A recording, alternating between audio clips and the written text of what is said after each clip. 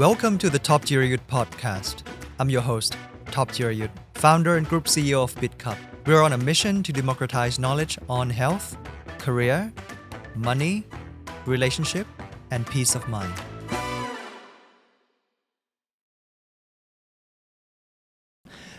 So we have discussed the two out of the 6 pillars in details. Let's go to the third one, the sleep part. What would be the optimal amount of hours that everybody should sleep, and what should be the time to sleep, when to get up, when to go to bed, how to live a good life in this aspect? So I guess the boring answer for the first question you have is 8 hours, of course, right? Of sleep that in general public should have and should do. But if you already have a tracking device, like you have a Whoop or Oura Ring to track your sleep data, my goal is always to find a minimum effective dose. So about what is a minimum amount of effort you can put in to get the maximum amount of a result. And for sleep, it's all about sleep hygiene, right? Sleep hygiene is sleeping on time every day, and how you wake up every day, right? So basically, by sleeping on time every day, sometimes if people sleep already 2 a.m., right? If they can sleep at 2 a.m. every single day, then they can adjust the body can adjust their own circadian clock, right? But of course, and there could be a follow negative effect on the growth hormone, because your deepest part of your sleep is not in between, 11 p.m. to 1 a.m. At night, which means that you miss out on your natural growth hormone and your healing effect. But at least your sleep hygiene is secured. So meaning that your body clock is the same every day. And like Dr. Lily mentioned before about how you can, if you wake up the same time every day, then your cortisol level can also be predictable every morning, and you can ride that and have a very consistent and calmly manner. And so sleeping, and that's why with people that sleeping late, how you can do it is like in 2 ways, right? Most of our clients, if they cannot sleep, if they already sleep really late at night and they want to sleep earlier to achieve their sleep hygiene, if you force them to sleep at 10 p.m. or 9 p.m., of course they cannot do it. They will be like, oh, Joey, I have a worst sleep of my life. I've been closing my eye at 10 p.m. I couldn't sleep all the way to 2 a.m. And when I'm about to sleep, I wake up again to toilet. And then, I have like half an hour sleep last night because of your advice.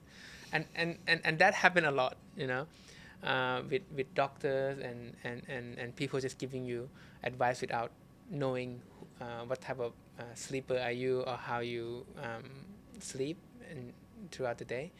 But I think the most effective ways that people can do is 2 ways. One is to change your sleeping time over a longer period of time. For example, if you cannot do shift of 4 hours earlier, how about 15 minutes every week? This week you do 15 minutes earlier, then the next week you do another 15 minutes earlier, and that more gradual.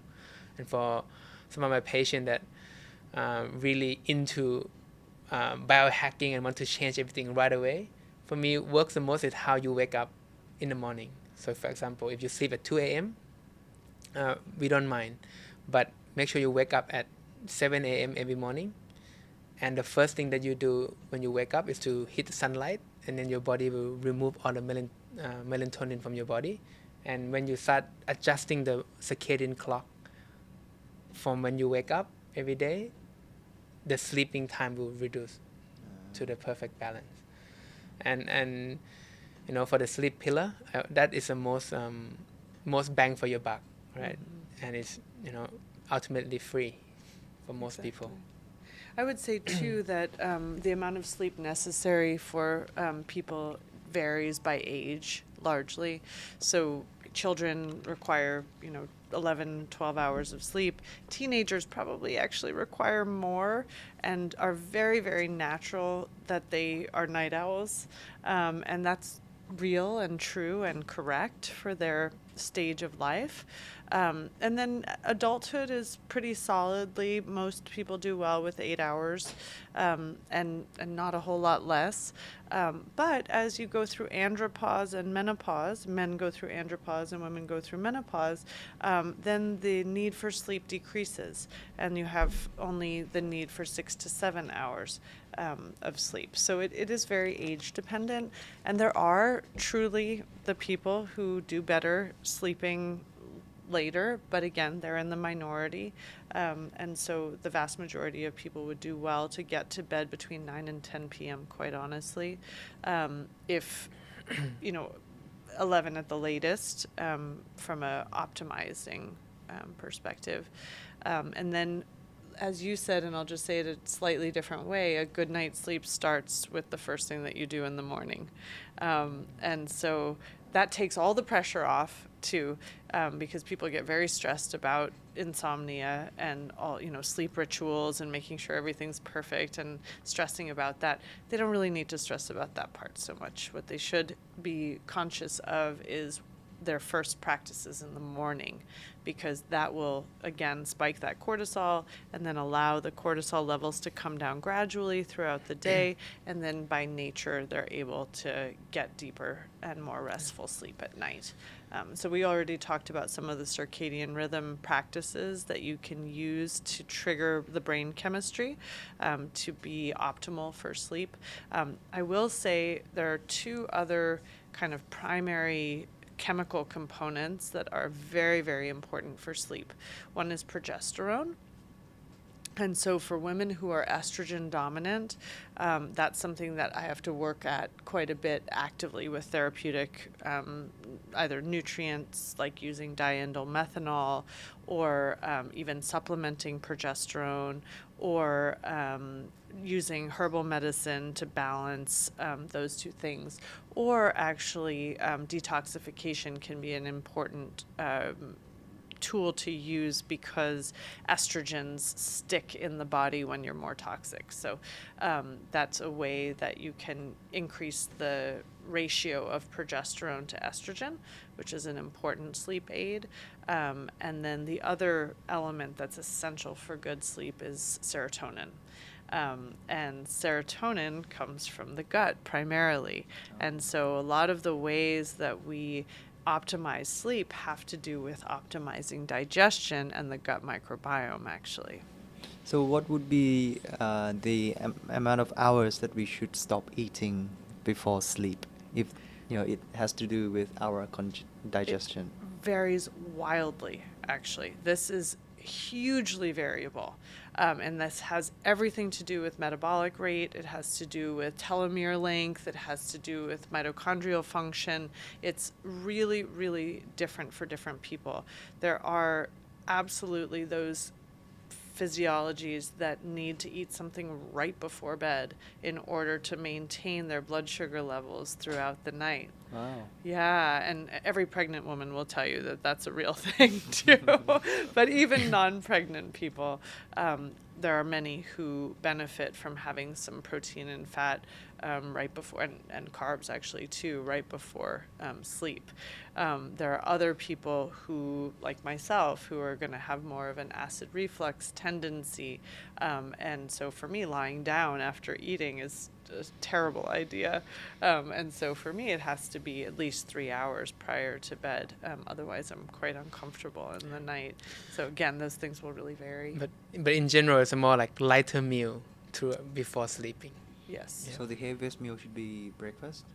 Breakfast or lunch, Yep. depending on the individual, and that's something people easily figure out just by trying it and seeing which one they feel better. But very difficult in the concrete jungle, because during our networking, during our dinner, it's always the biggest meal, because they have family gathering. It's like a socializing meal with people, right? So Can be, yeah. And I heard about the brain's natural cleansing. Because apparently it's not just our body that has the natural cleansing process, but the brain does clean itself Every cell. when we sleep.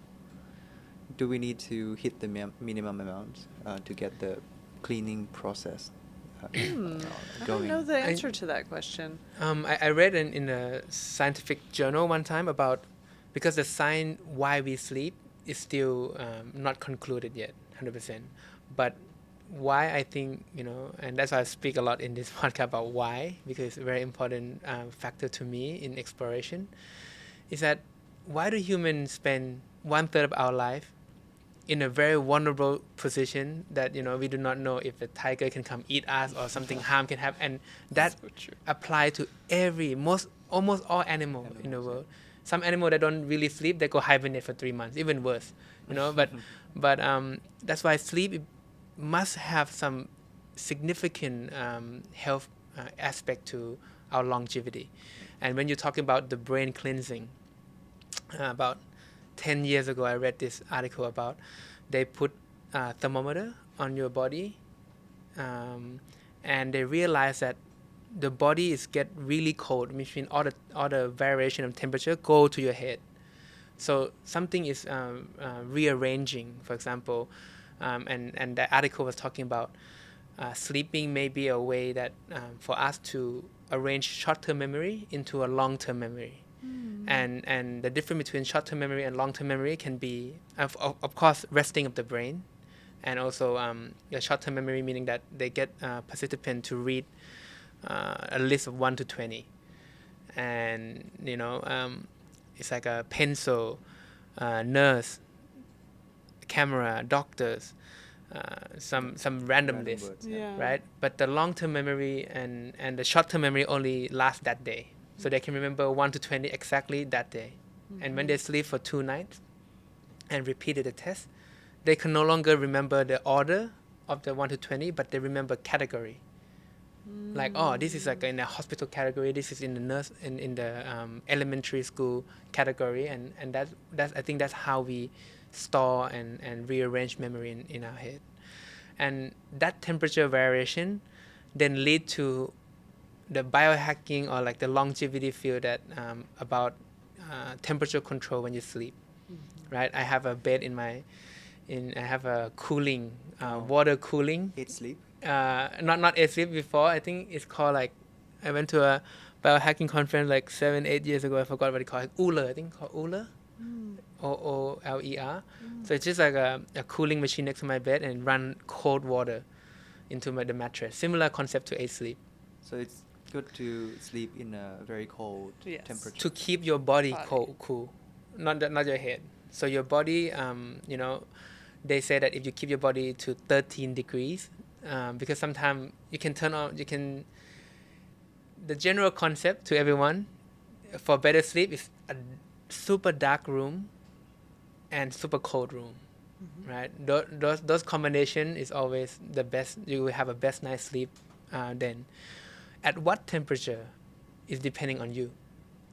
Like for example, when I have my Uller, I tried 13 degree, like the minimum temperature that they can go down to. I couldn't sleep. It was too cold. I wake up like 5 times a night that night, and my sleep data was absolutely horrible. Then my optimal sleep temperature actually about 16 degree, and with a certain blanket, with a certain thing. So at least the concept of that cooler bed is to keep your core temperature down so that you can have a better night's sleep. And that's temperature and also light. I guess we talk about the minimum effective dose for sleeping is sleep hygiene, of course, and then when we go a bit more, it's temperature and then light. Light, why dark, absolute dark room? I think people like to say, I think I heard it from somewhere. They say a really dark room for sleeping is like a chocolate for your soul. And it's true because melatonin in your body is a hormone of darkness. It can only come out when it's dark, right? So, and that's why when we look at our phone and you have massive amount of blue light penetrating our eye, it inhibits your natural melatonin production. Oh, I see. And we can talk about melatonin after this regarding how people abuse melatonin for sleeping and not use it in a proper way, but we talk about light now. So, and that's why I cannot put down the phone 1 hour before sleep also. because I have work calls, I have messages. But how I manage that is that, I bought my blue light blocking glasses. I have a function in my phone that I set to myself to make it completely red. So cut all of this light from the eyes. It worked from two aspects for me to help better sleep. One aspect is, sometimes I'm a human, so unlike everyone, I also scroll through like YouTube to learn about, other things that I like to do, and I can get lost in it. But when I turn my color red, my screen red color, it make me disinterested in the video. I see. Psychologically, I can go to sleep. And physically, when I put on my blue light blocking glasses and make sure that my melatonin production is optimal, then I can go to sleep easier too. Interesting. So these are two additional things from sleep pillars that we can do with temperature and light. And funny how you talk about brain healing, because that article I read 10 years ago about the brain. Yeah, I think just to finalize that piece, it's a really important question. And we do know it's been well documented that the impact of sleep deprivation is primarily on cognitive function. And in fact, long-term impact of sleep deprivation can be permanent damage to some of the brain cells, and that really is the major impact. We also know that blood sugar regulation is impacted by long-term sleep deprivation, and so one of the primary or many causes of diabetes actually can be sleep deprivation. And so there's some healing that's happening at night, because that's your repair time to the organs of glucose regulation and metabolism. So those are the primary impacts, I think. Because toxins also get accumulated on your brain. Yeah. Brain has toxin and it has to clean itself every night. Exactly. How do you define a good night's sleep? Like how many hours of REM, how many hours of deep sleep? Would you consider as a great sleep? That one, 25% of your total sleep on each. On each? So Yeah. 50%? 50% of So your- 25 on REM, Yes, 25 on correct. deep. And depending on your sleep profile is also really important. Like, do you go into light sleep? Usually the perfect sleep profile is that you go down directly to deep sleep right away. And that's why you correct me if I'm wrong, why doctor recommend people to sleep at 9 or 10 p.m. to allow you to get into the deep sleep cycle for the growth hormone aspect, right? Because your growth hormone will not come out if you're not in the deep sleep state also. So the perfect sleep profile is that you go to sleep and you directly down to deep sleep. Coming into, because there are 4 stages of sleep, right? Coming to the light sleep aspect, which we call it the junk state, doesn't do anything to you. And then go up a little bit to the REM sleep, which is a rapid eye movement. And that's where the dream and everything come in, and then you awake. So that is kind of a general sleep profile trend. So when you say percentage of how much deep sleep and REM sleep you should have, of course the general answer is 25% on each, but really depending on how your sleep profile look like, really depends. So roughly, say 8 hours of sleep, you need to have 2 hours of REM, Yep. 2 hours of deep sleep. Yep. I see. What about the posture? Because Brian Johnson said, it impacts his brain age, like how he has poor posture, and he has to fix his posture, like how to exercise to I to love fix this the- question. Because there's a linkage between the wiring Okay. in your neck and to your brain, Yeah, and how you so- sleep, which side of bed you sleep. I was wanting to bring up this topic, and so I'm really excited that you did. Going back to some of the ancient pieces that we started speaking about when we were talking about mouth taping and nose breathing. So in yogic philosophy and Ayurvedic medicine, they have understood for a very long time that longevity is related to something called the bandhas, and those are called the locks or the gates of the body. And they are pressure chambers, essentially, or gates that lock pressure chambers in the body. And the vital force, the true vitality of the body, is strengthened by those gates being strong. And one of the gates is the upper palate, right? And that is opened when you nose breathe, and is strengthened when you nose breathe, and when you have placed the tip of the tongue on the top of the mouth. So your actual brain function, cognitive function, vital force, all of that is increased by having a palate that's functional. That also, one of the locks is right here in your throat, and you can exercise that through singing or humming or speaking or acting. These are all ways to really tone the throat as one of the bandhas or the gates of the body. Another one is the solar plexus and the diaphragm, and so really strengthening the diaphragm through yogic breathing, through breathwork practices, through rotational movement and stretching, is another way, again, to really improve the whole vitality of the body. And this is, when I say vitality, it's just an old term for longevity, right, and for health optimization. The bottom bandha or gate is the pelvic floor. And the pelvic floor is extraordinarily overlooked, I think, in modern healthcare. And I was actually looking right before coming here to see, are there good studies that show this? There are not in the modern literature, unfortunately, but there's tons of evidence in the ancient literature, which is more anecdotal, but it's still very real. So strengthening the pelvic floor is one incredibly important way to increase the vital force, which also increases vitality and longevity.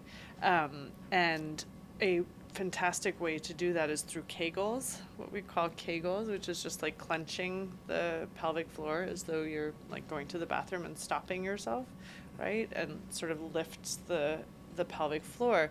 What's interesting about that is when you do that exercise and tighten the pelvic floor, your body automatically goes into perfect posture.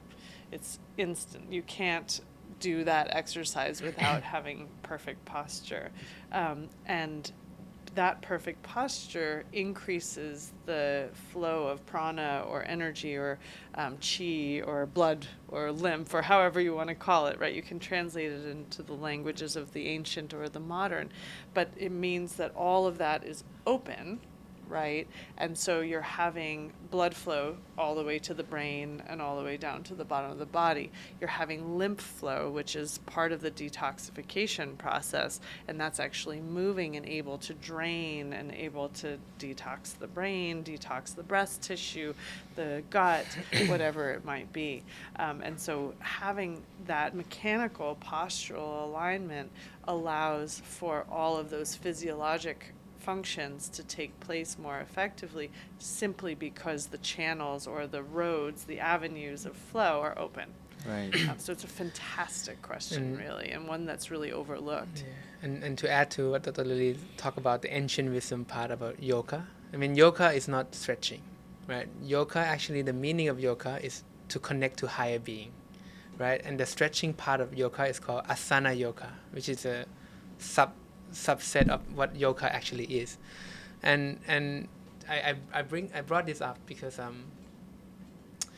when you say Brian Johnson, kind of like stretch, fix his posture to kind of like have a better brain to work, and I remember my teacher taught me about how yoga is trying to be free of all pain. Like asana yoga is to be, to practice asana yoga is to be free of all physical pain, so that you can concentrate on the meditation and be connected to higher being.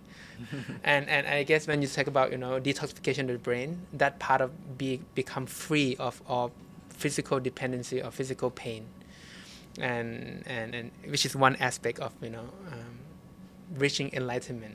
And I'm sure enlightenment is another way of longevity and good health, right? Because that's the ultimatum, just sharing. Yeah, living your full potential too. Correct. Right.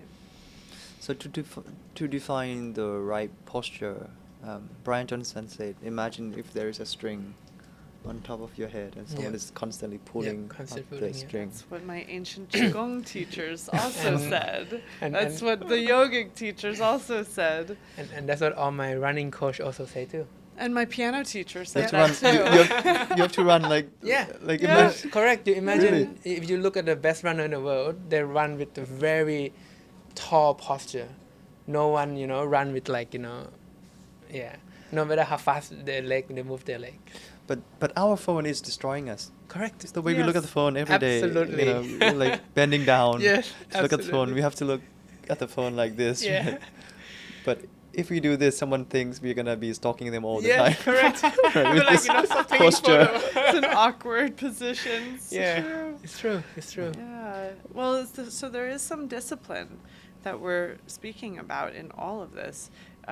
You do need to have some discipline in order to achieve some of the habitual changes that we're describing. It's not a passive process. And so from my perspective, just to come to a different pillar too, the mind pillar, often it's too much to ask a guest or a client or a patient of ours to just magically have discipline, right? That's not, you can't just magically have discipline. So some of the jump starts and the ways that we can help somebody to have discipline is by increasing their dopamine levels and increasing their oxygenation levels, which will increase their cognitive function and their resolve, actually. So that's often where some of the technical tools come in, like the ice baths or using, the oxygen chambers. It's not because that's essential. That's not the only way to do that, but it might be a quick and dirty or a quick and clean way to do it so that you jumpstart the energy and the neurotransmitter and the hormone function so that you can have the discipline to make a choice like, I'm going to put down my phone for half of the day at least. I'm going to cut my phone time in half, right? And I'm going to do that over the course of the next 3 months and little by little, and then I'm going to get there and I'm going to see how I feel when I get there. Oh.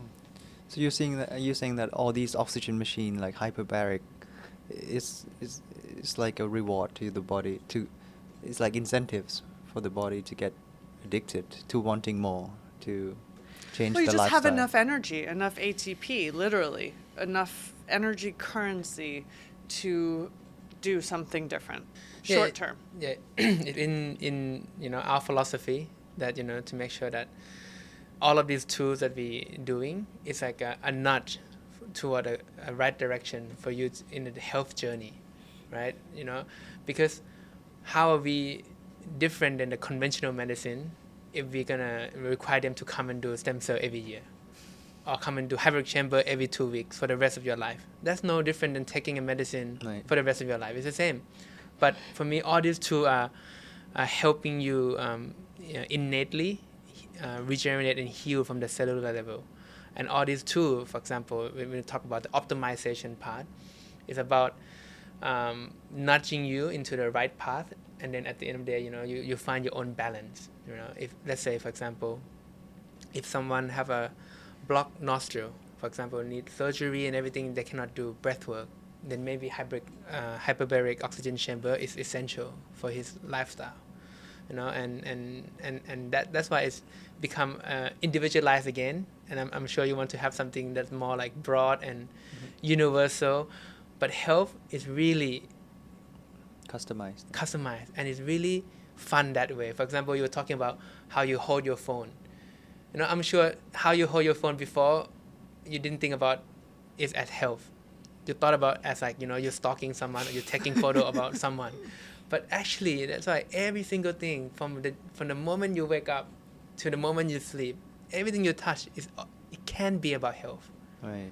And if the viewer don't get any message from today, because some of the medical language is quite a lot in this conversation. One thing is that get recognized about health journey. Start thinking, start noticing. And you don't even need to fix it. Just notice that, okay, look, why I'm doing this. Why am I drinking coffee first thing in the morning?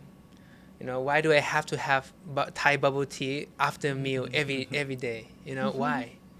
If the answer is like, oh, for my own happiness, sometimes that's good enough, really. But at least you know. And that little seed that you plant in your head about thinking about health all the time, it will grow. And then you will find your own way to find equilibrium. Yeah, it's a whole set of choices, Yep. right? Yeah, choices. Choice after choice after choice after choice. And so recognizing that you have choice, Yep.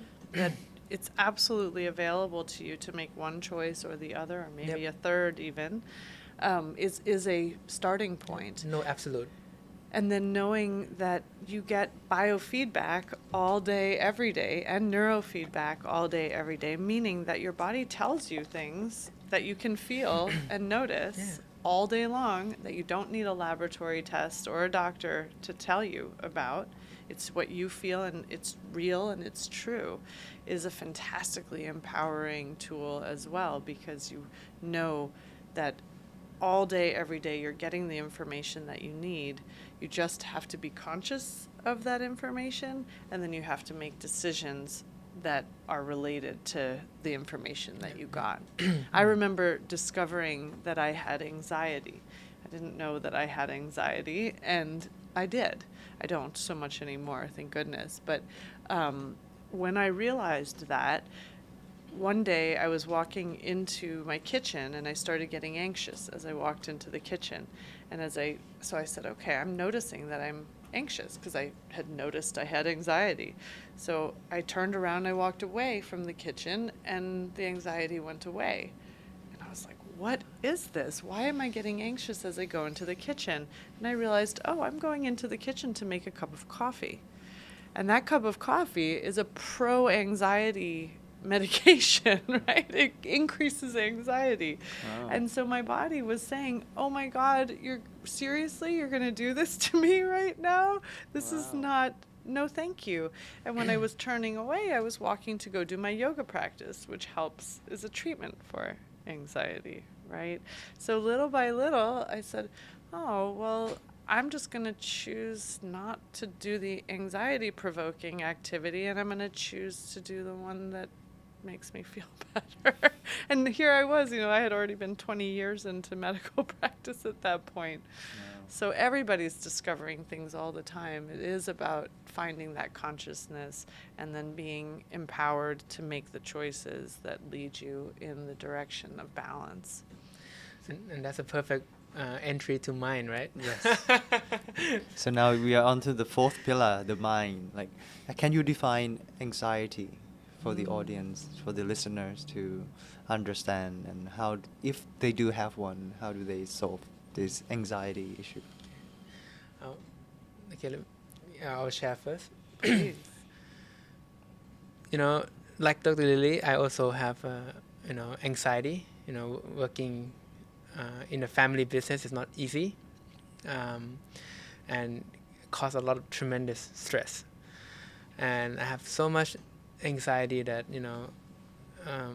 at some moment I would just cry and run away from the problem. And it's a fear that it's not really easily described. So just that if you can travel in the speed of light to the universe, I would already at that time. It's like that type of intense fear in your body. And for me, my anxiety, I visualize it in the picture as like I'm in the middle of a storm that I cannot see where I'm going. It's like this wind going everywhere, and I feel it in my chest, and a physical pain come here everywhere in my body. And when you're in that moment, it's really tough because you don't know how to fix it. And but luckily, I'm in this health business, right? So I seek advice. I have access to all of these tools and people that give me advice and how I practice. So I do breath work, I do ice bath, for meditation and everything else. There's many tools that anyone can have access to, and I'm sure people already know half the tools that available, but I'm just going to describe how I'm dealing with it. First, define anxiety for Yeah. the audience. How do you define it?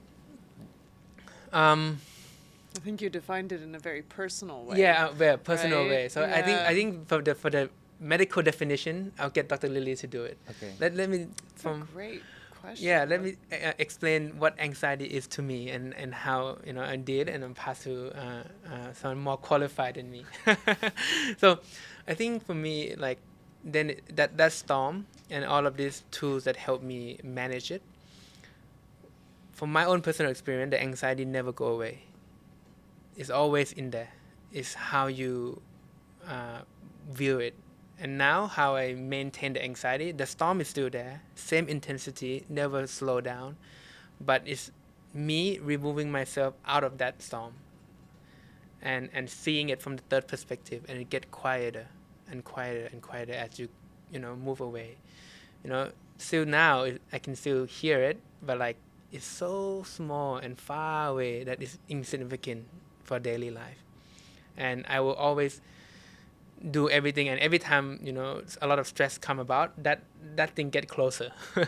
So I just have to keep meditate, do all the things to keep it away, and that's how I visualize and how I deal with that anxiety, right? And I'll pass on to Dr. Lily for the definition part. Yeah, so there are many mental disorders or imbalances that I think is kind of where you're going with this, anxiety being one of them, minor depression being another, right? Post-traumatic stress disorder being another. So this is just one of many ways that the mind piece can become imbalanced. Anxiety itself is, in Chinese medicine, we would say it's more of an excess condition, meaning it's too much of a feeling, right? Not too little, whereas depression is often too little of a feeling. We actually think of depression as suppressed anger in Chinese medicine, but there are many ways to view that. It's fear-based, it's fear-related from an emotional. If you look at the available emotions, anxiety is fear-related. It's generally related to overwork, overstudy, excessive amount of thinking can generate anxiety, but also is a result of anxiety. From a physiologic perspective, anxiety is often an imbalance in GABA and glutamate.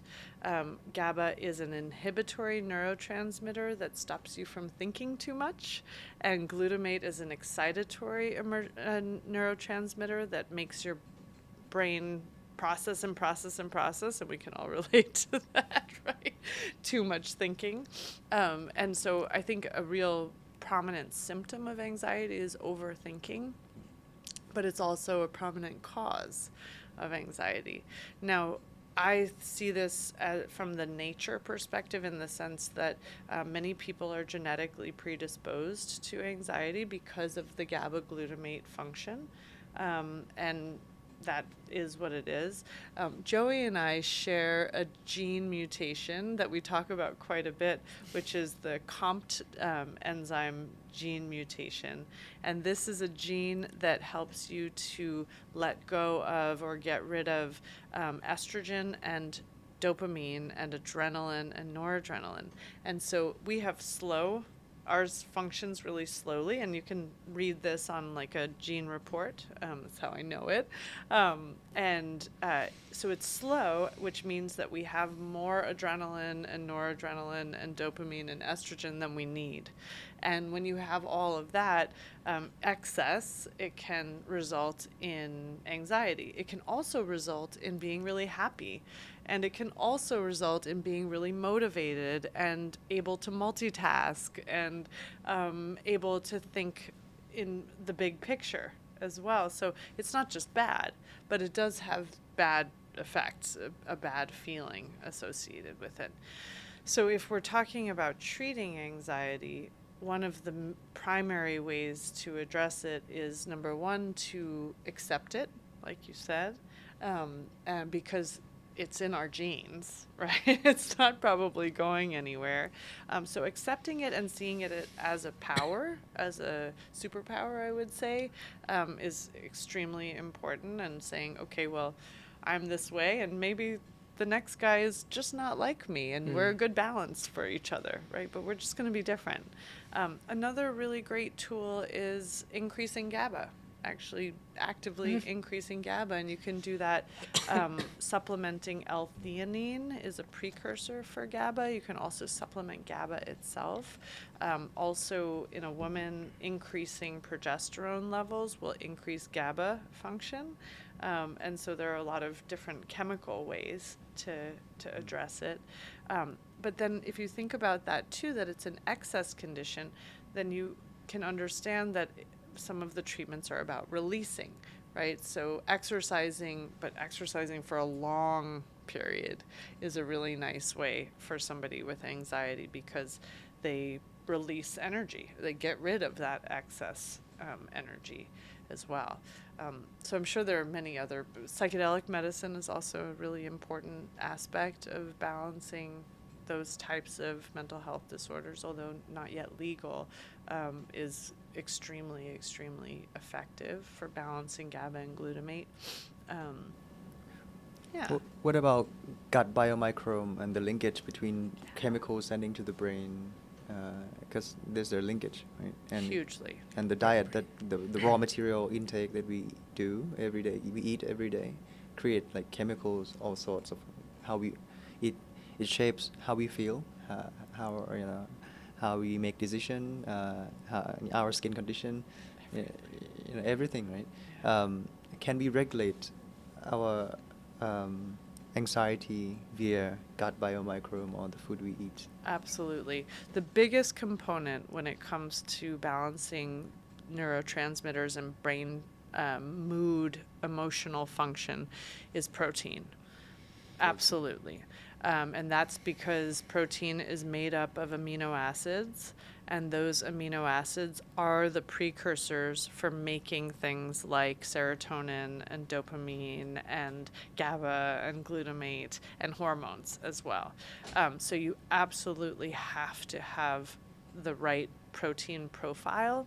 And this is one of the concerns that I have for some of my patients who eat a plant-based diet that is not full and complete, right? You can do a great plant-based diet, but many people who just do a plant-based diet are not getting all of their essential amino acids, because there are many amino acids that you can't make in your body. You have to get them from outside.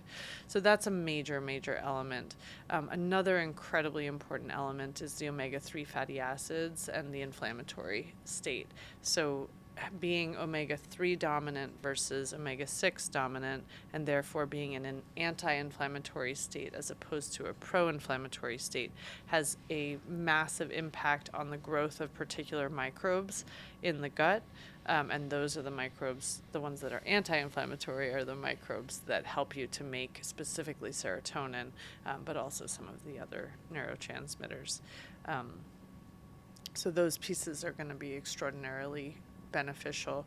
I think too that there are some fantastic studies coming out now showing the beneficial effects of a huge change in the microbiome for people who are severely mentally ill and have severe mental emotional imbalances that are more impactful on their lives. And so some of the new research is being done on fecal transplants and fully transplanting the gut microbiome from a unhealthy state into a healthy balance. I personally use human microflora quite a bit in my practice, meaning that the probiotics that I give to some of my patients, if they need probiotics, are generally ones that have been sourced in a healthy human. So they're originally sourced from a healthy human. And Into like a supplement? Yeah, originally. So it's originally pulled from the healthy human and then grown out in a petri dish, right? So it's all not, none of that's happening inside of the human body, but the original makeup of the balance of those microbes comes from a human environment. Yeah. And some of the ways that we make sure that that person is healthy is also on the mental emotional level. So there's a beautiful set of emerging data supporting that process and noticing significant mental emotional changes from a change in that full microbial environment. Yeah, and it's funny how just a funny observation how like when I studied in Australia, some of my friends always like cuss with each other. Sometimes they say like you eat shit, you're actually eating it by eating probiotic and everything else is like you actually eat shit technically speaking. Yep. So it's very profound. I'm like, okay, yeah, thank you for your health recommendation. But for stem cells, you can't take a healthy body, a stem cell from a healthy body and inject into your body and expect the same result as the taking the gut biomicrobiome of that person into a pill, right? It's a different fixes, right? My question is, what for your treatment that you just described about how you take a healthy body's gut biomicrobiome and made that into a supplement and for people to take. There's also another treatment based on stem cells, right? Mm-hmm. You also take a healthy body and you extract that stem cell from that healthy body and then you inject them that into your bloodstream. Yeah. Would that have the same impact as fixing the gut biomicrobiome in the body, or it will have a different impact? Do you want to start this one? Yep. Okay, so I think it's different because when we talk about microbe, and microbe, have the entire, it's a living organism. Just add quickly, Yes. because I thought it would have the same impact, because when you do blood test, and one of the videos said we are less human than we think, because in our blood it's not really us, it's all the gut biomicrobiome and everything, the whole ecosystem is gone out in the bloodstream, right? So we're more bacteria than we are person. Yeah, so yes, exactly. So when we inject stem cells, would that not fix the same thing, the same gut biomicrobiome? I mean, when you eat pork and when you eat beef and eat everything else and you introduce foreign material into your body, we don't turn into beef or pork or anything else in our body, right? Because our body also regulated by a very strong army of immune system, right? Anything that can cause harm or alter the state of what we are at the moment is being eliminated and monitored by the immune system, right? For example, and immune system in itself is quite fascinated, and I love learning about immune system because it's actually like a war army general. You have like a T cell, which is the general, and you have like the suicidal neutrophils that run around and do a suicidal bomb, and you have like white blood cell. White blood cell is part of it, and white blood cell is like the hawk. After they got activated, they become like the hawk, and they go around and punch people. And you have all the messenger, and then you have the cytokine signaling immune system. So it's like an entire war tactic that we have to defend so many things that come into body. So if you ask me, I do not know 100% exactly. Maybe Dr. Lily can help me on that. But the fact that when we inject cell therapy into your body and we don't turn into that person that we get the donor from, it's because there's no immune modulation with the cell therapy to inject, and the stem cell that we talk about is actually mesenchymal stem cell, so MSC. The only task that they have is to reduce inflammation into your body. It's a signaling to tell your body to quench itself from inflammation. So that's why there's no it's not the same mechanism as a fecal transplant that we are raising the microorganism into our guts. Yeah, I would say that the big differential is one is inside the body and one is outside the body, right? So the lumen, the center of your digestive tract is considered to be outside of your body.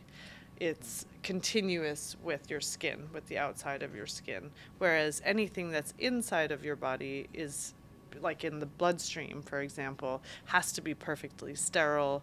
It has to be very self, right? It has to be you and only you.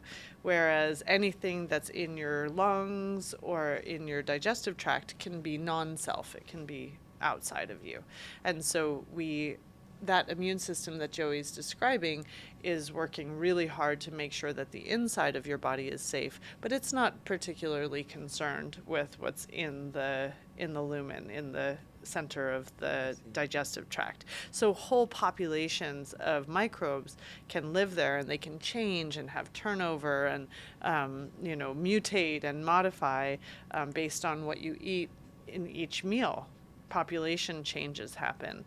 And so you can do a fecal transplant with just about anything, right, and have an effect, but it's not an effect that the body's going to reject, right? It's okay. It can be there because it's outside of the body.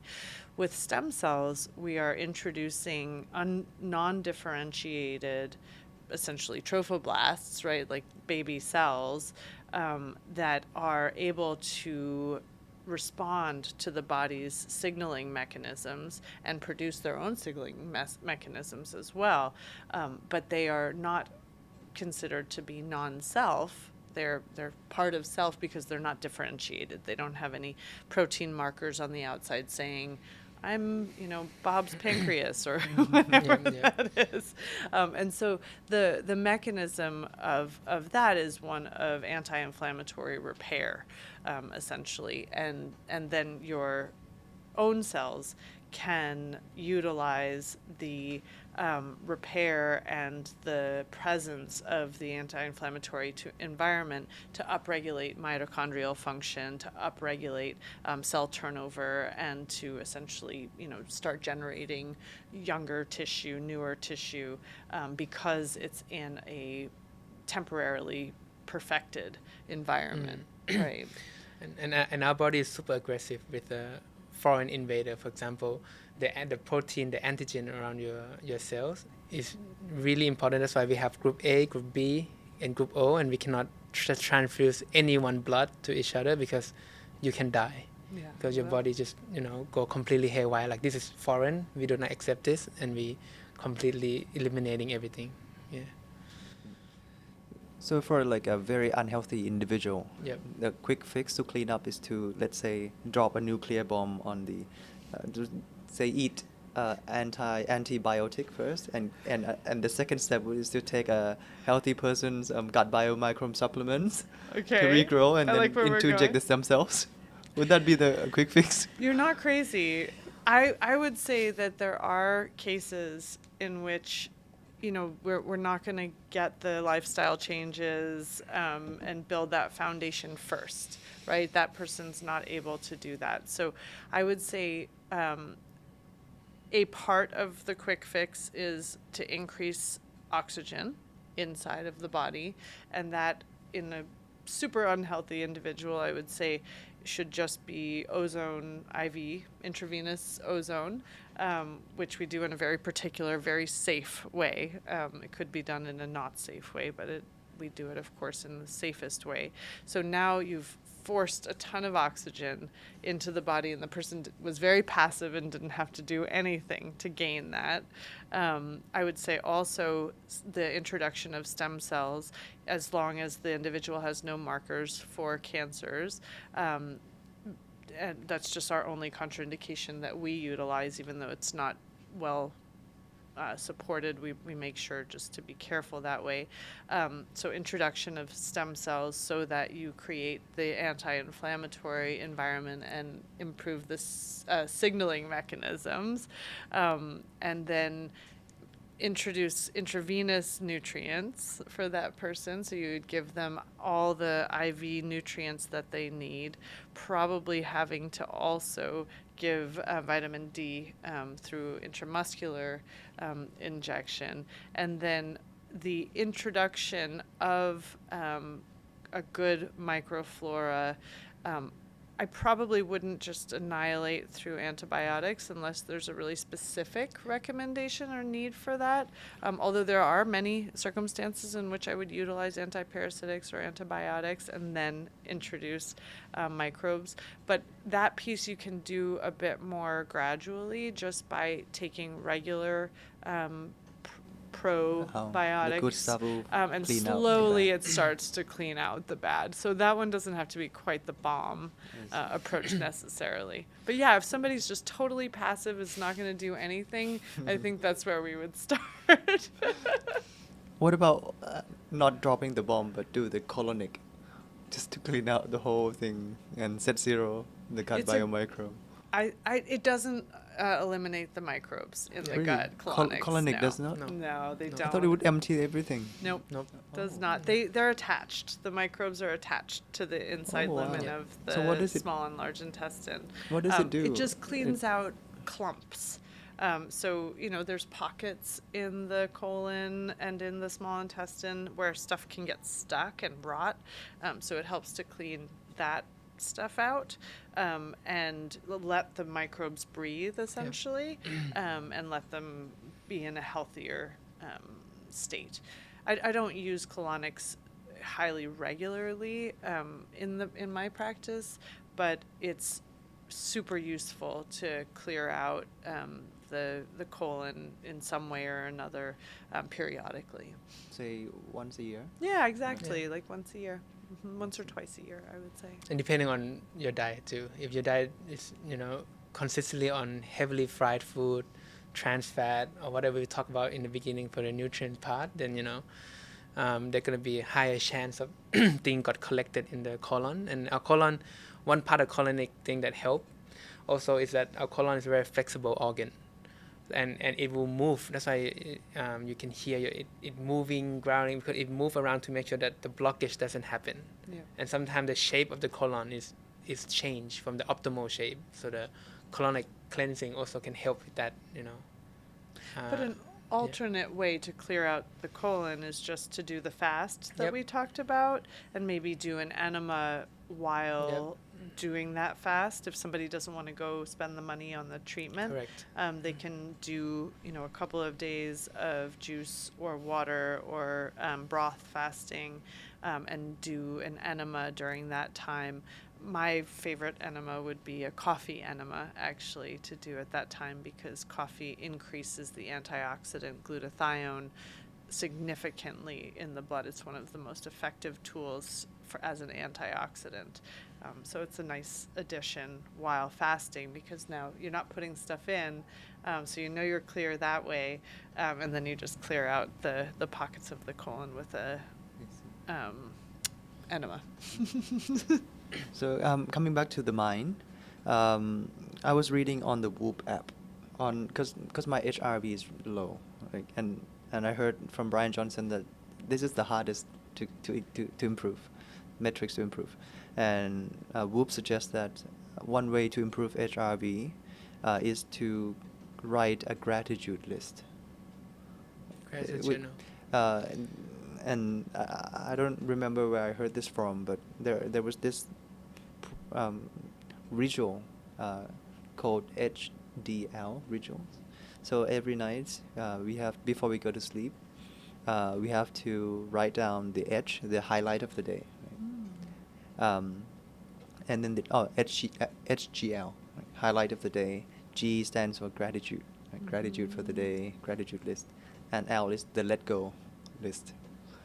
Do we have any similar that practice to improve the mind into a calm state? How do we optimize the mind? Is there any practices that we can suggest to the audience? Absolutely. I have just sharing interesting remark that come up. When earlier this podcast we talk about how we eat, and we talk about eating while in parasympathetic mode. And one part of the ancient wisdom and ancient culture is that in Christianity, you pray before you eat. And that is, and when you pray, it is gratitude. is to tap, when you put yourself in the gratitude mode, you're thanking someone, thanking something, or you the universe for seeing the positivity in life, then you tap directly into the parasympathetic mode. Like, you cannot be stressed when you're about to help someone. That's why the act of helping someone in itself, help yourself too, because of the gratitude that come with it. So, and I guess that's one part I want to share about the gratitude and how you can tap into the parasympathetic mode. Yeah. So pray before we eat. I mean, we didn't have to pray, but I guess in my own experience, and maybe Dr. Riley can expand it more. I learned gratitude not from forcing myself to be gratitude about something. Sometimes in a gratitude journal, which I have in my house, and I tried maybe a month, but it get a little bit repetitive after a while because our life is quite routine. How many times can you write that your gratitude for having coffee in the morning, or having hot water a day? But I think my gratitude, natural tendency to go to gratitude moment, I think I learned during my backpacking trip in South America. And I learn and I see so many things that make living in this concrete jungle of the comfort of this urban life, making me not forsaking any little bit of it. For example, I didn't have water to drink when I go through 5 days of hiking, right? I have to ration water. Now every time I go to take a drink at the water machine, I'm so grateful that, oh my God, I have cold water to drink. I can flush the toilet and it's infinite water everywhere, taps everywhere, which most people might not notice that because it's become a part of their life. And they no longer be grateful about that aspect. But if you have faced the adversity, then gratitude become much easier. Yeah. So your recommendation is to take an adventure therapy. That is a therapy in itself too, like you go outside in the nature, face what really, what our ancestors really go through of getting worried about animal coming to attack you. If it rain, we can't just hide in our car or hide in a building in the comfort of the air. We have to set a tent, do the whole thing. I'm not saying that you have to, but I learned a lot from that whole backpacking trip, 6 months. I think that these types of practices are highly individualized, but when it comes to what research has really looked into and is supported, interestingly, I looked into this when I was in medical school, so it was like 2002, and I looked at studies on prayer because I had a patient who said, "Oh, you probably think I'm crazy," but I was raised atheist, actually, or agnostic, and she said, "You'll probably think I'm crazy, but I always feel so much healthier after I pray." And so I looked at it, and I found that if you, and there's a study on this too, that at that time, at least in 2002, there were more studies on prayer that were positive outcome studies on prayer than any other treatment, including chemotherapy, including acetaminophen, including everything. Isn't that wild? Yeah. And so prayer has been extensively studied and is across the board a beneficial tool. So as somebody who is raised agnostic, so then what does that mean to me? Right? What does prayer mean to somebody like me who doesn't have a specific God associated with it? To me, it has a lot to do with gratitude. It has a lot to do with finding the benefits that I'm experiencing and finding my gratitude for that. It has to do with identifying what it is that I truly need or yearn for. Right? Prayer is largely about that. And so finding mental clarity about, oh, wow, I don't necessarily need, a Lamborghini, but I would it would really, really benefit me if I was able to be comfortable in my car when I drove, right? Whatever that is. And you figure out, what is it that I'm really looking for? It's probably not the Lamborghini, but it's probably some aspect that the Lamborghini evokes. So identifying that and having some clarity around that.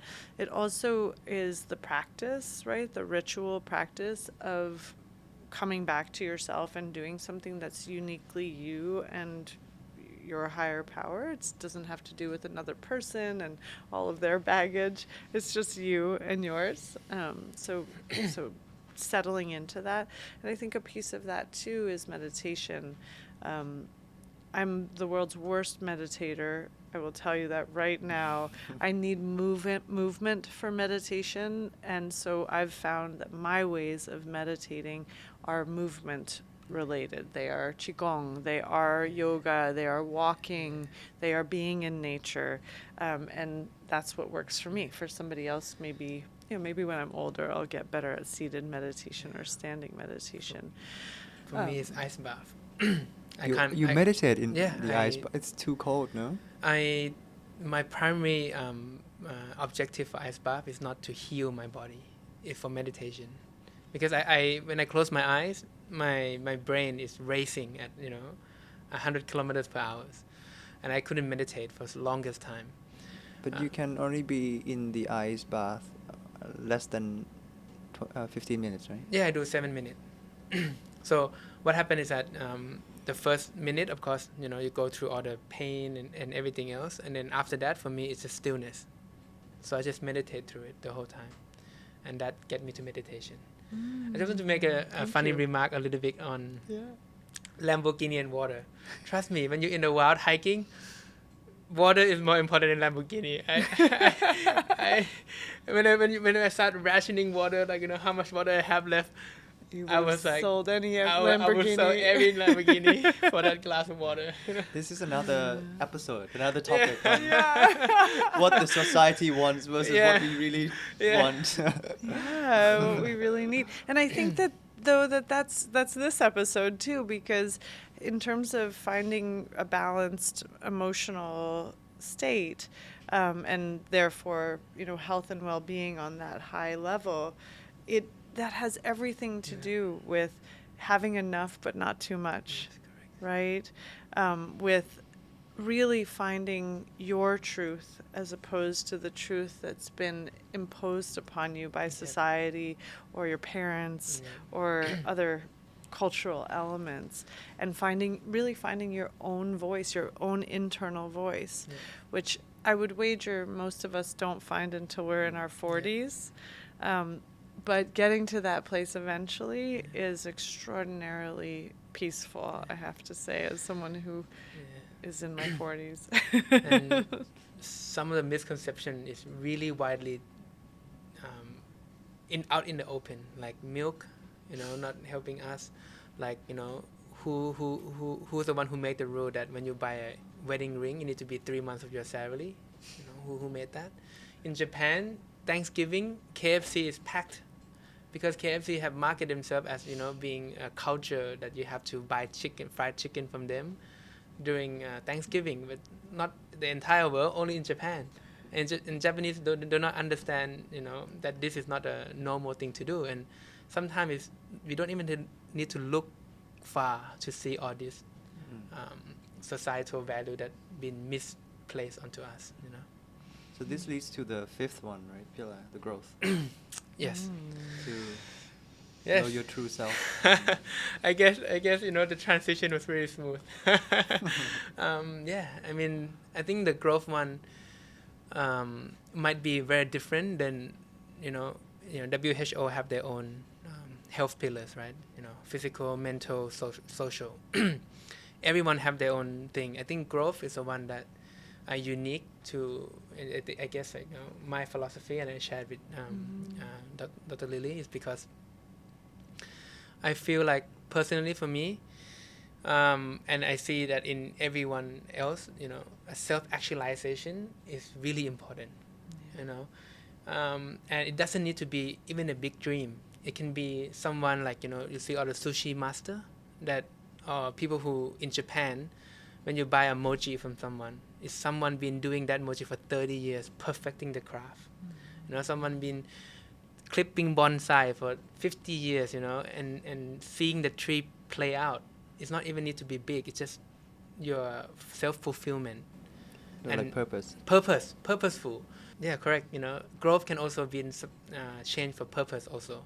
You know, how in the blue zones, right, longevity part, they talk about everyone who live 90 years old and healthy, they always know why they have to wake up in the morning. Some to carry their baby, some to teach the younger generation to ride horses. So purpose or growth, what do we want to say here is really powerful in my opinion.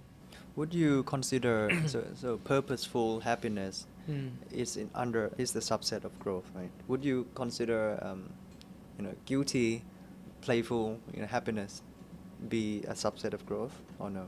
I don't know, getting sports car or whatever be part of this subset of happiness? I guess growth is a journey also. Like, you know, getting sport car or getting playful, everything else might end at a certain point, right? Because it's attaching your happiness and your growth to something that might not last forever. For example, feeling. For example, materialistic thing. But if you attach yourself, when I say growth, it's more from the inside out, right? Because if you associate your growth with something that can disappear in the next day or tomorrow, then it's not true growth from the inside out. So like authentic happiness, not correct. I think though that there's a balance in it, which is what you're touching on, that there's a balance in everything. And so somebody who is very buttoned up and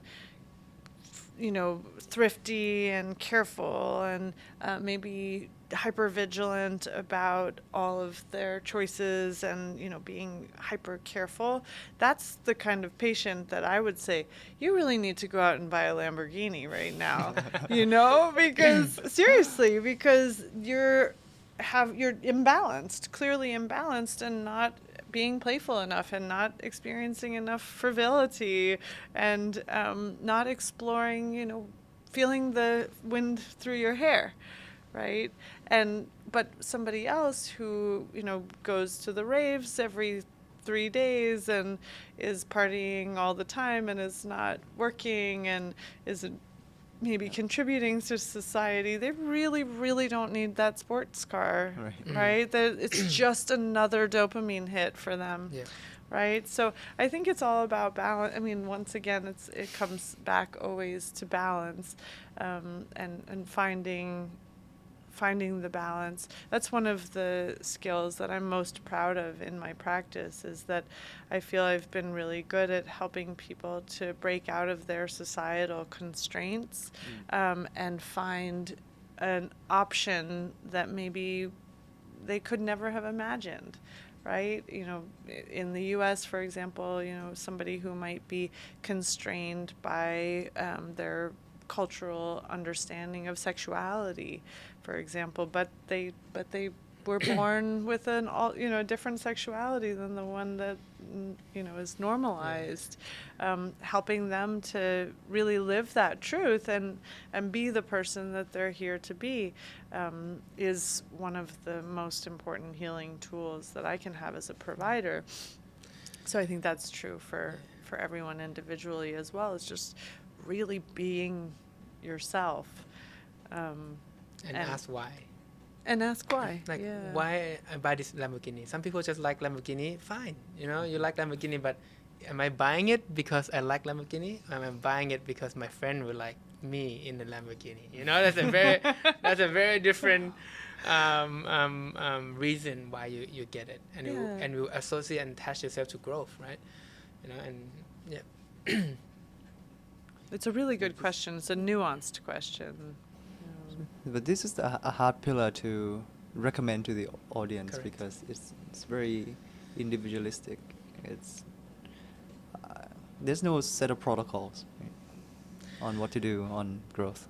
Actually, all 6 pillars, there's not really a set of protocol.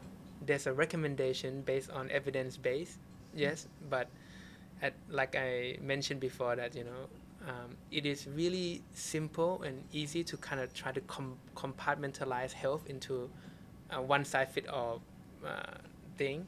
But at the end of the day, from my experience, it's a journey. It's really a journey. It's not a end destination. It's experimental. It's a journey that you have to go through all of them. And growth is the most abstract of them all because self-aspiration, everyone is different. Some people want to be perfect in their craft. Some people want, mass amount of money. It really have to calibrate, and that comes with time. But thinking and consider them will also identify the problem easier because sometimes people get into chemical imbalance, depression, anxiety without even knowing that growth is part of it. Like, I'm not getting or my relationship is not growing anywhere. It's been stale and dropping every day. And I feel like, I need to fulfill it with something else. Right? Then already that you have to grow that part of your aspect of your life to fix other part that you're trying to compensate, right? So I guess it's like like you say, Top, that there's no perfect formula for growth. But I think that what we've brought up over and over, all 3 of us, what I'm noticing, and this is such a helpful conversation for me as well, because I'm really learning how to put words to this as we speak. But we've been talking so much about consciousness and awareness, right? And I think that is the perfect formula, is all the ways that we can become consciously aware of what we're feeling, what we're needing, what we're thinking, right? And a lot of the tools are things like prayer, they're like meditation, they're like gratitude journaling, they're like walking in nature and the way that you can ponder at that time. They're like yogic movement. And then to also state hopefully the obvious, also working with someone else who can help you bring those kinds of things into consciousness, I think is an extraordinarily invaluable tool at certain times. I myself at times am in therapy when I have issues that I'm grappling with or have difficulty identifying what it is that I'm feeling or thinking. A therapist can really help me to do that by providing a sounding board and a mirror for me. Also coaching, working with, for me, leadership coaching has been a huge asset in determining, and all the different exercises that I've done in leadership coaching have been a huge asset in determining what is it that I feel, where am I right now, and therefore where might I choose to go from here? What are my options really, right? So I think that a lifetime without any therapy or any coaching is a deficient lifetime, that we all need that kind of help and support at some point in our lives. Friends and family members can provide a lot of that. Community can provide a lot of that. Or even co-counseling can provide a lot mentorship. of that. Or mentorship. May have mentors. Religious figures can provide that. So there's a lot of ways to go about it. But the point of all of it is to be aware, be conscious, be connected to your true self, and then be able to make decisions that support who you are and the development of you. So it is a bit... That's a great way to summarize the 5th pillar. Okay. Okay, since we have 5 minutes left, let's focus on the last one, the environment. Environment. Oh, Yes, yeah. yes. So environment is it's not about it's not about saving the planet and everything else. Environment is about micro environment in your life. For example, you have work environment, you have your sleeping environment, you have your home environment, you have your school environment. all the environment that you can control, and if you can refer to Brian Johnson again, you know, he controls his environment really well, right? For example, his sleeping room, he have a pollution monitor that, you know, if it go above certain amount of pollution outside, he won't go outside the house. You know, that's controlling his environment, his air breathing. And Dr. Lily can talk about mold. You know, she's very passionate about toxicity of having mold in the room, and that's also part of environment. But environment and health can be easily related. Air filtration, you know, what type of water you provide in the house, everything else is environmental, but it's also psychological, right? You know, in the sleeping room, you know, if you read books, if you play computer, use phone, That's not for sleeping. yeah, it's not for sleeping, and then your body do not know that this is for sleeping. Then your subconscious and everything else on your body, you cannot sleep because this is not the place for you to sleep. So it should not be a multi-purpose room. Correct. Just for devoted To sleep. And that's why and Dr. Lily can talk about it, but when I noticed when I watch the Japanese TV show, for example, I think something house, like open house or something, where I have a community joining together. In Japanese culture, the bedroom is so small. It's literally the smallest room in the house, and in the commuting room, you have like a jacuzzi room. But in the Western society, the bedroom is so big, right? And then the communal area is very small. Because in the Japanese culture, sleeping is sleep. You know, you go in to sleep and you come out. You don't stay in the bedroom during your spare time. And that is psychological part. Another part is that for working and studying, some people can even have a lamp or incense or anything that trigger the mode of concentration to put you into that, you know, mode. For example, there's your favorite lamp in the table that you turn on, it's work time, you know, and that can really help get you trigger away from procrastination into, you know, doing something that you want to do. So that is an element, an aspect of how you can manipulate and control the environment to suit your needs. Yeah, I think that the term environment, there are many levels, like you said. There's the micro level, and then the slightly more macro, and then all the way out into planet. Yeah. And I agree with you that just for the purposes of this conversation, we're not talking about how are we going to Save the reverse world. all of the destruction that's happening environmentally. But the environmental piece, when it comes to actual environmental toxins, that piece is really relevant to the human environment. So for me, making sure that the home is free of moisture and therefore mold is extraordinarily essential. It's so common for people to be regularly poisoning themselves by having a moldy environment, and mold can impact the brain chemistry massively, cognitive function, neurotransmitter function, the microbiome, the immune system. It is one of the Trojan horses, right? It's one of the ways that all of the chronic illness can be initiated. So that's huge. The environment also is the air quality, I would say here, is a real consideration. And so people should here, for our audience, be considering having a HEPA filter in their home and making sure that the time that they are indoors where they can control those factors, that they are controlling them.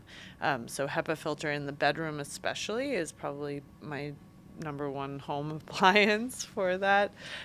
Making sure that the water that they're drinking is clean, which is pretty easy to do here, but in case that's an important factor. And then I would say too, you know, something that I would call like being able to sleep at night.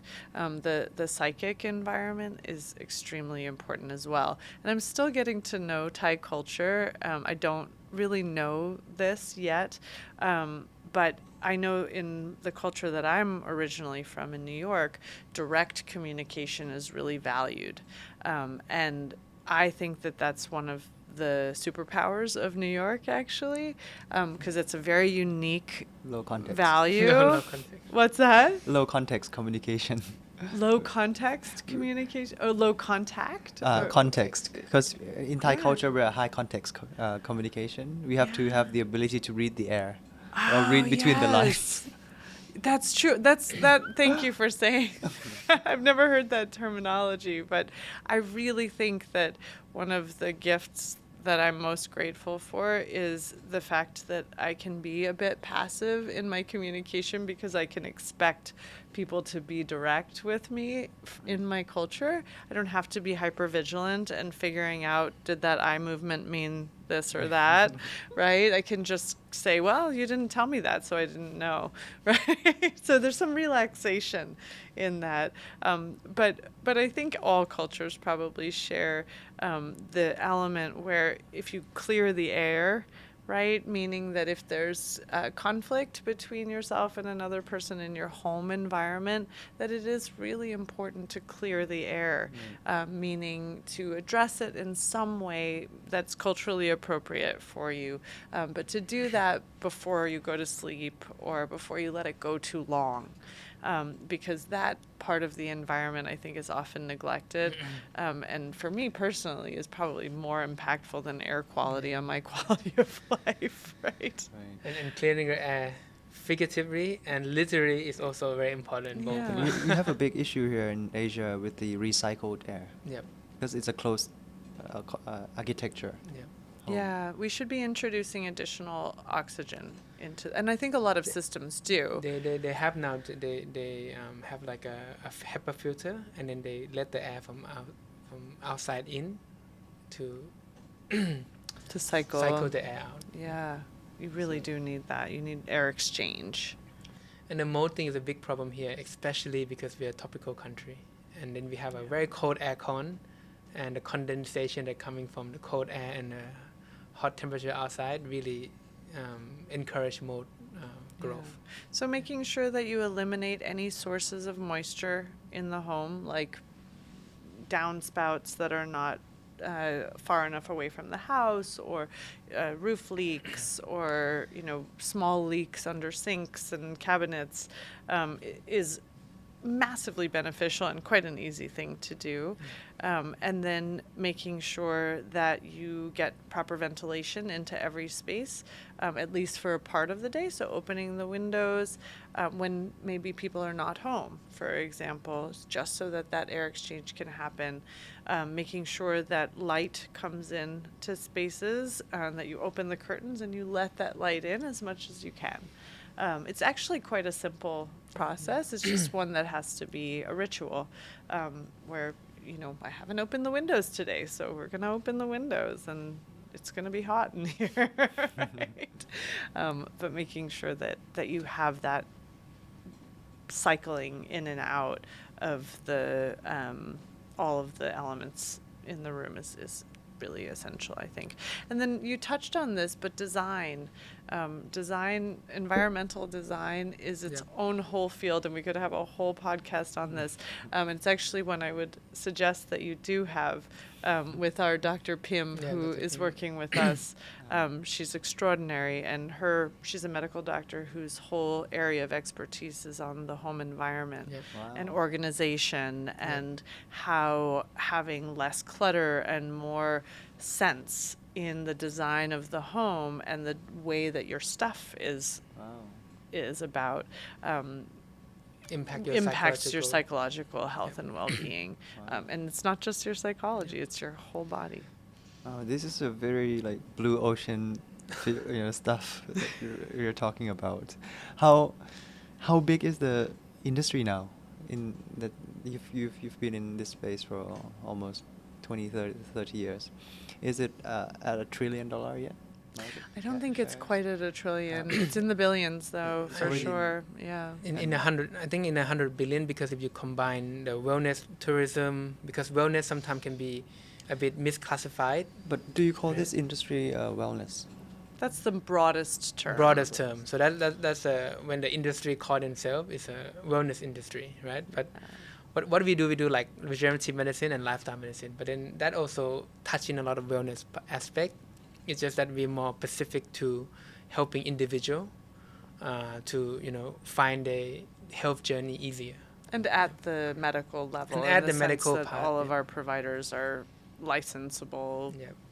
physicians who are true experts, Yeah, right? yeah. So that's a little bit different And from evidence-based Yeah. recommendation.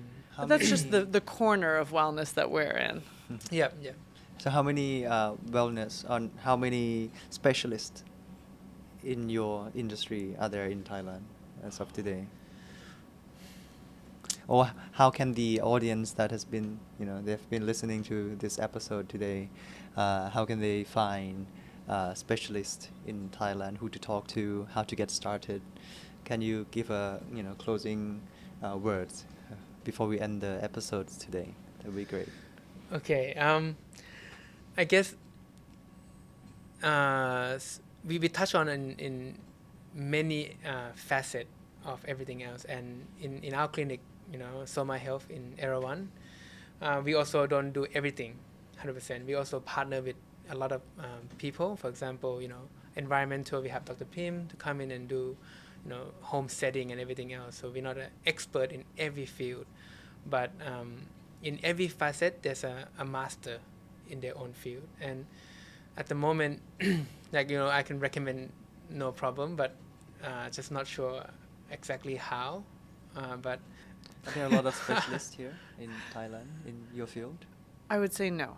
yeah, I would say there are not a lot. not a lot. They're just like everywhere in the world, it's a growing field. So thank goodness, because there will be more and more.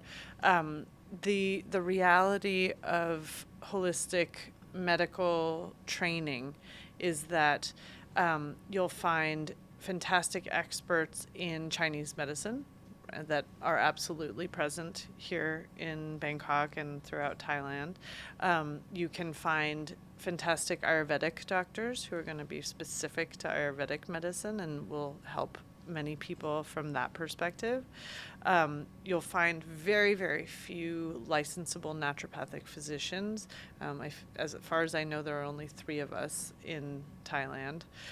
So that's quite a limited commodity now, but hopefully more and more. You'll find many people who are going to be under different types of training. So physical therapists often have a lot of holistic medical and wellness knowledge. Health coaches, there will be, there are programs popping up in universities, and there are many, I think, who here in Thailand who can do at least the basics of a healthy lifestyle with you.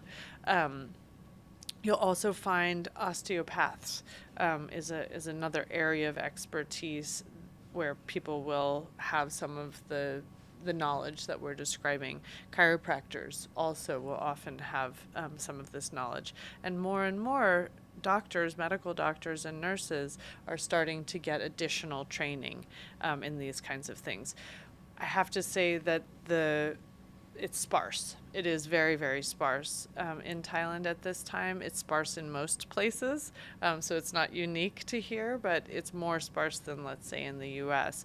And that's part of why we've developed a doctor's training program at Soma, so that all of the doctors that we interact with, we can train up to a much higher level of integrative medicine.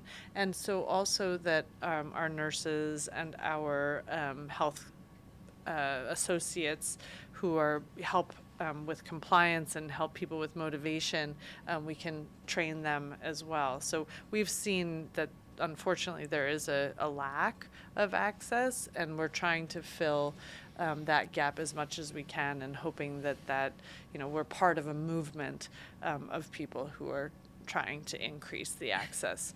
There are online programs, so that's another way to gain access that I think is a valuable resource.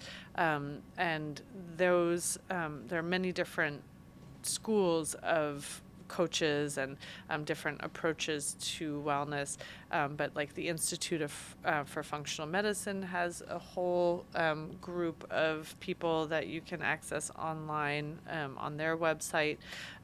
The Institute of Integrative Nutrition also has some really great coaching that's available through them. I'm working with a company called the Metabolic Terrain Institute of Health that also have fantastic coaches and even physicians, especially for people who are dealing with cancer diagnosis. And there are probably 20 or 30 other resources that I could mention that are online that are more international. So one last word before we end this episode. Where can the audience find you guys? Okay, so we have a clinic at Erawan, Bangkok in the Four-Faced Buddha. So, in 4th floor and called Soma Health Clinic. Yes. SOMA, Soma Health. Soma. Yeah. You can find it online at that website as well. Thank you so much for coming. Thank you for inviting us. I really enjoyed the conversation too. I learned a lot from Dr. Lily also. Well, and I thought a lot of things through, so I learned a lot from this conversation as well. Thanks for your excellent questions, insightful questions. Yeah. And so very good that to have this podcast to share all this information out. Yeah.